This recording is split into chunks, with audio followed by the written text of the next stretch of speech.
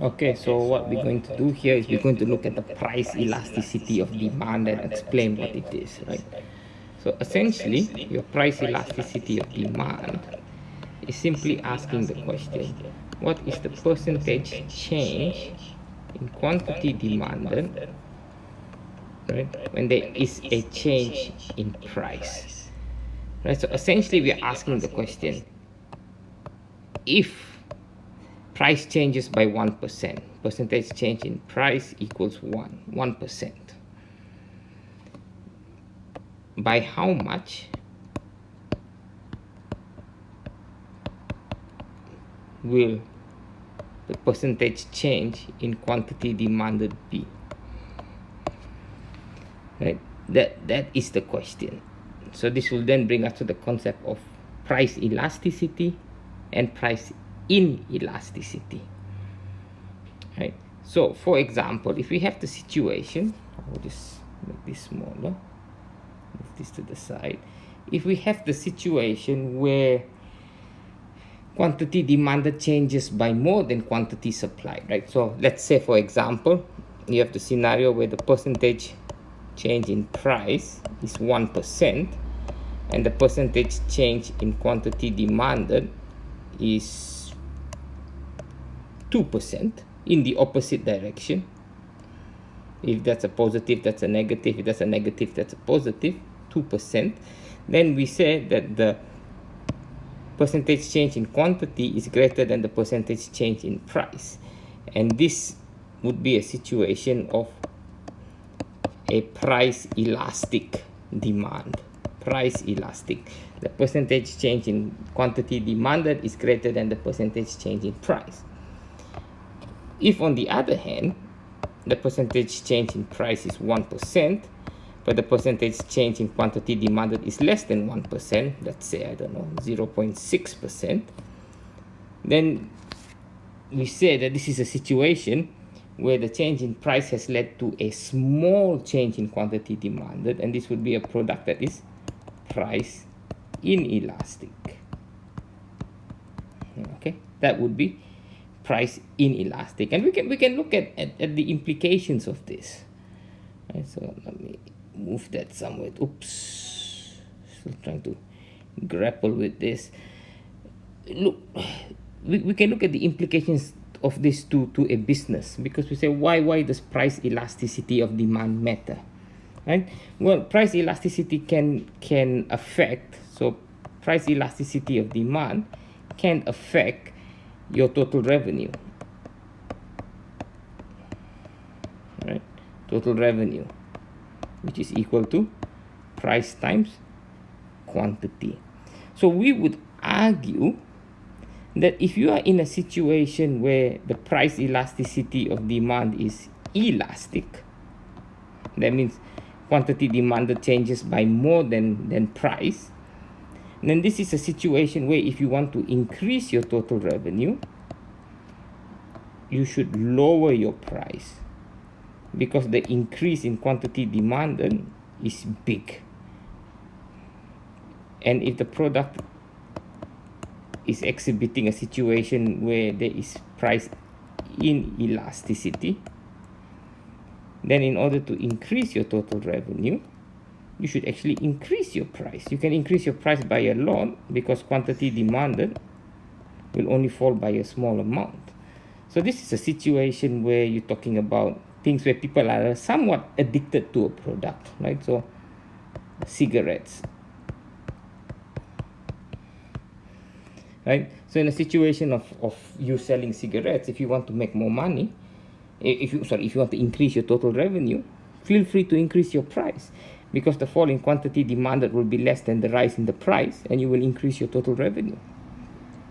But if you happen to be selling a product like Coca-Cola, then you have a lot of substitutes.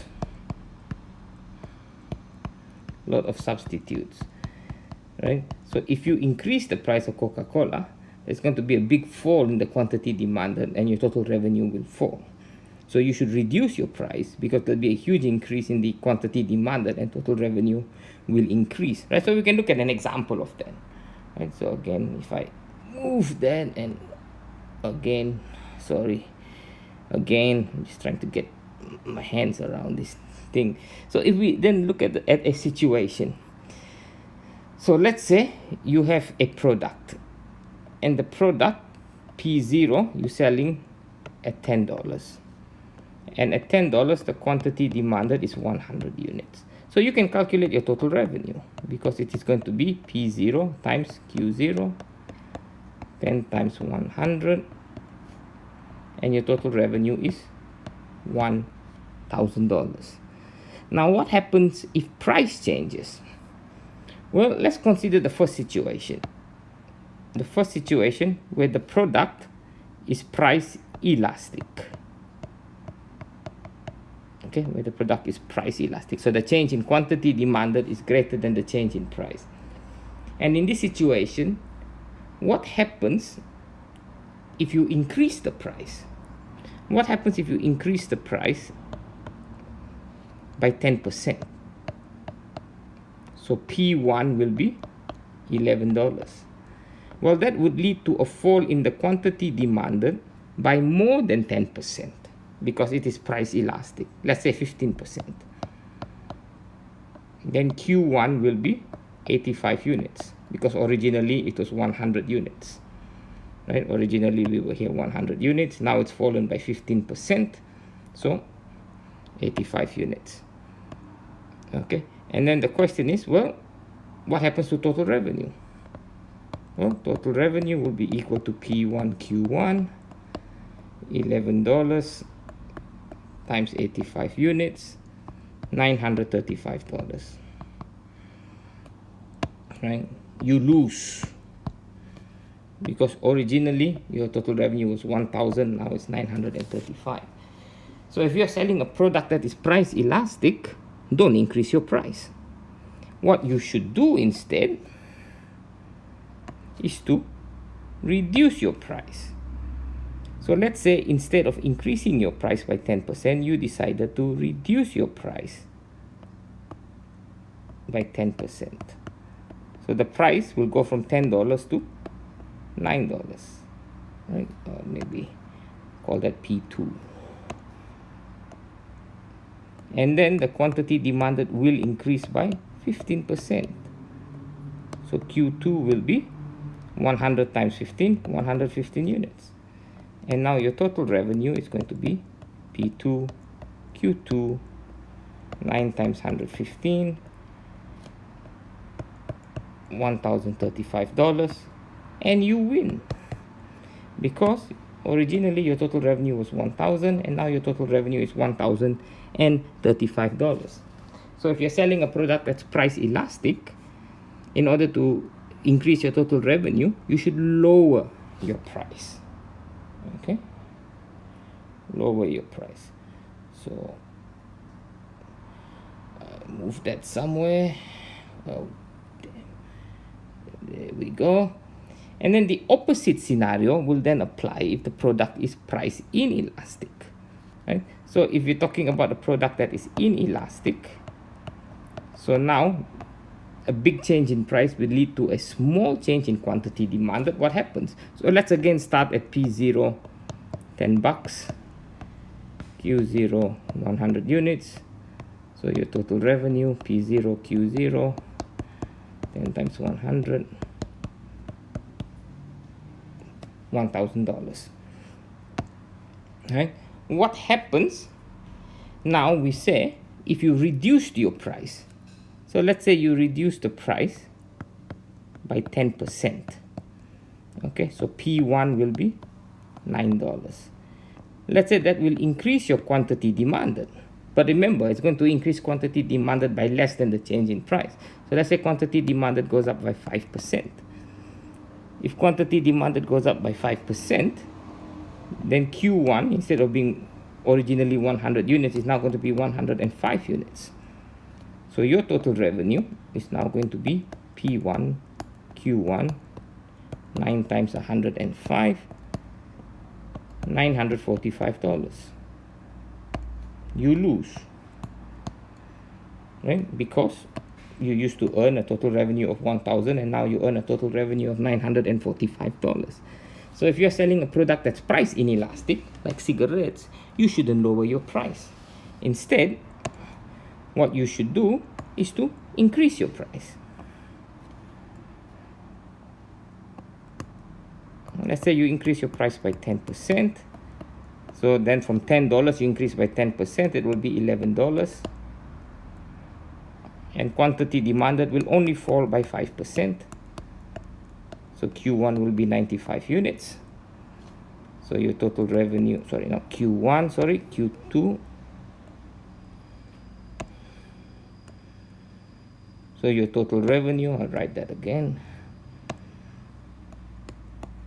Your total revenue will be P2, Q2, 11 times 95, $1,045. So you win, because you have gone from your original $1,000 total revenue to $1,045 total revenue. You will win. Okay, so it's important to know whether your product is price elastic or price inelastic. Okay, so a bit more explanation about this on a linear demand curve. I'll just open up a new page. Okay, so we say we can draw our linear demand curve, right? So it can look something like this. Quantity, price. This is your linear demand curve, right? You can break up your linear demand curve into two sections, the top half and the bottom half. So if you're selling a product, you will find that at some point your product is price elastic and at some point your product is price inelastic. We say at the top half, right? So at the top half, let's say over here, your top half, your product is going to be price elastic. So price elasticity of demand will be greater than 1 in absolute terms, right? So this is when you do your calculation and your price elasticity of demand happens to be minus 3.5, right? We ignore the negative sign and we say your price elasticity of demand is 3.5. Okay, price elastic. Right? So at this point, if you want to increase your total revenue, you should lower your price. Lower your price. At the bottom half, price elasticity of demand will be less than 1 in absolute terms. And here you have a situation of price inelastic. Okay, so you do your calculation and your price elasticity of demand is minus 0.62, for example. We ignore the minus sign and we say your price elasticity of demand is 0.62. Right? And then just so happens right over here in the middle, the price elasticity of demand in absolute terms will be 1. Okay, so here we are simply saying it doesn't matter if you increase or decrease your price, quantity demanded will change by the same amount, total revenue will not change. All right, total revenue will not change. Right, so essentially all we're saying is if you do your calculation and the price elasticity of demand is minus 2.4 or 2.5 or minus 6.3 or minus 1.1, we ignore the negative, right? We say that's 2.5. We say that's 3. We say that's 1.1.